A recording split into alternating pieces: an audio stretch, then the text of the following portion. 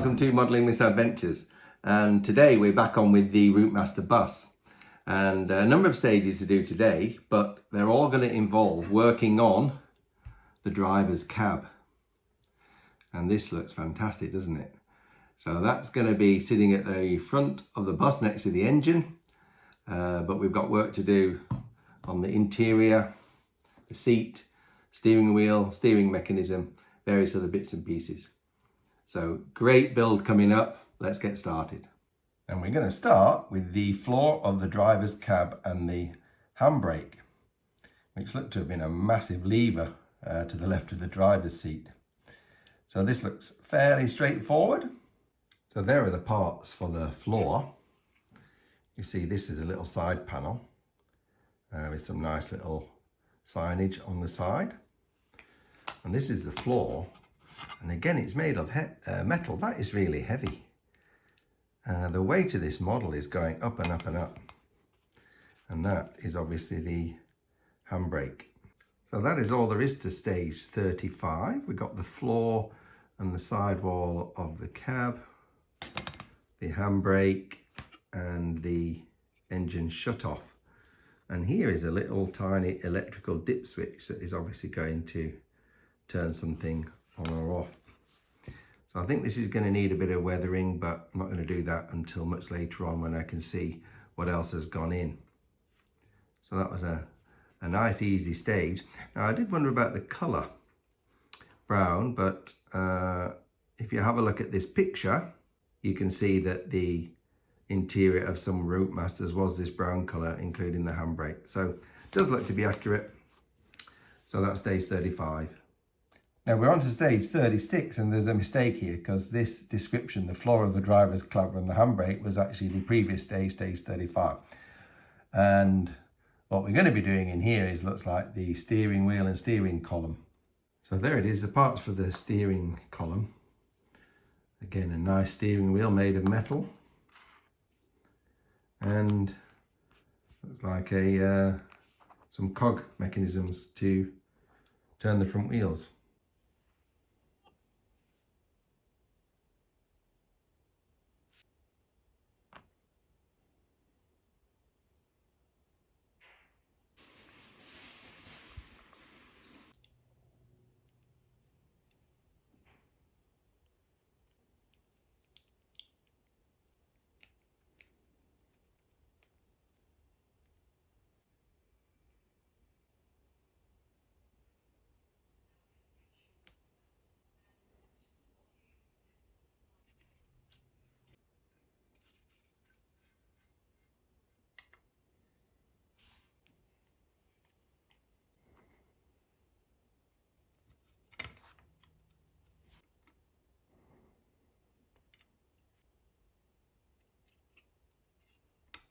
Well, then we have stage 36, and that's really looking good, isn't it?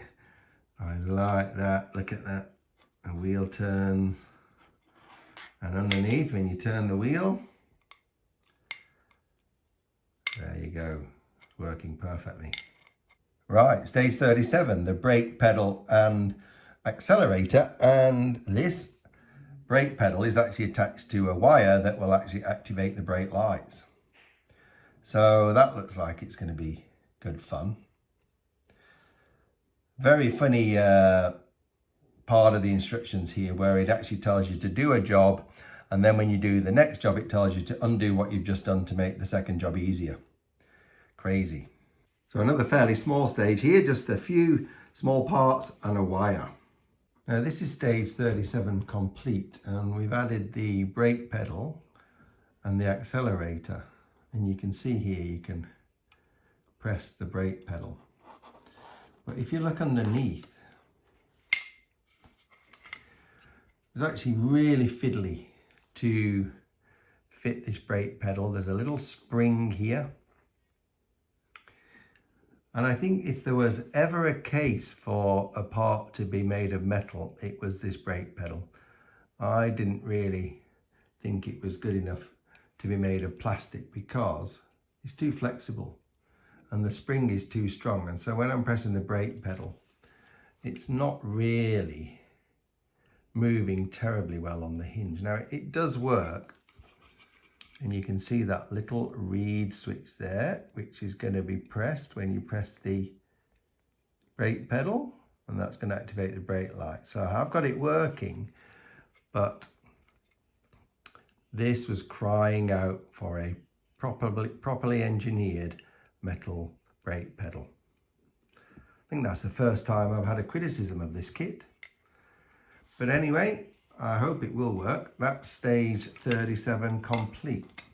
Now stage 38 looks quite big. There's looks to be lots of parts here and more wires. And this is the dashboard, and looks as though it's going to have some lights on it or some working switches. Now look at the parts for this stage. Here we've got the dashboard. Look at that. And look here. That's the indicator knob. Great big red thing. And this here, we've got a little speedometer. So this is going to be great putting this dashboard together.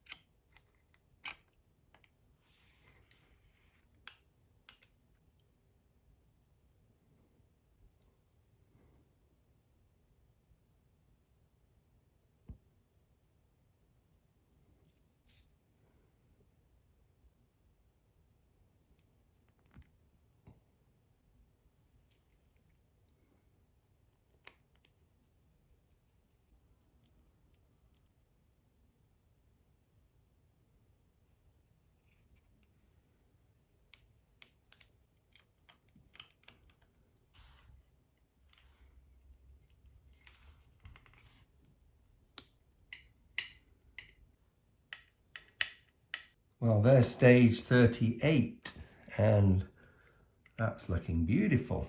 Got a nice dashboard. The cab's coming on really well, isn't it? And then underneath here, got these cables. One of them is from the brake pedal, and the other two go to these little switches on the dashboard. I don't know what they're going to do. We will find out. Right, stage 39. This looks very short and quick. It's the driver's seat, and you just basically screw it together. Looks really easy. So that's all the parts, but these seats here, made of a rubberized plastic, and they've got a really sort of nice leather look to them. They look really good. And this is the seat base, and this is made of springy plastic as well. Looks nice. Well, I think that's the quickest stage so far, because that seat takes about 10 minutes to put together. But it looks rather nice, and I'll just show you what it looks like if you put it on the cab. Look at that. Beautiful. But I'm not going to fix the seat on because I'm going to weather this cab a little bit before it's finished. The final stage of this pack is this bit of the front cab. So we've got some bodywork here, and all we're going to do is add a few bits and pieces on, like handles and license plate holders and some pipes. So we've got the parts for this bit, and now look at this. Isn't that amazing? This is all made of metal. That is the outside of the driver's cab. And then what have we got here? Look at this. License plate holder. Nice little touches. And that is that. So what have we got here? We've got a little handle that the driver used to hold on to get into the cab. Beautiful markings. We've put a little side light in here. Not sure if that's functional or not. And then on this side, we've got a heating pipe for the cab. Some nice little lettering there. And then here we've got the license plate. Look at them. Isn't that beautiful? That's going to look great when it goes on the bus. Now I've finished the construction of pack 40, and what I'm going to do now is I'm just going to do a bit of weathering on all these parts and see if I can make them look a bit more realistic. For the fuel tank, I just made up a thin wash with this burnt sienna oil paint, and we've got this sort of effect just to make it look a bit dirty. Now I'm absolutely not a weathering expert, and all I've done on this cab is to do a bit of dry brushing with some polished aluminium, and then I've dirtied things up a little bit with this European earth pigment just brushed on. Now I still want the bus to look reasonably clean, but you get an idea here of just the dry brushing to make the metal look a little bit scratched, and the seat and the floor just been dirtied up a little bit. So I'm quite happy with that. So that brings us to the end of pack 4. That was a relatively quick pack, lots of stages which were quite easy to do. So now I've got to wait for the next one to arrive. So until then, I'll say goodbye, and I'll see you next time on Modelling Misadventures.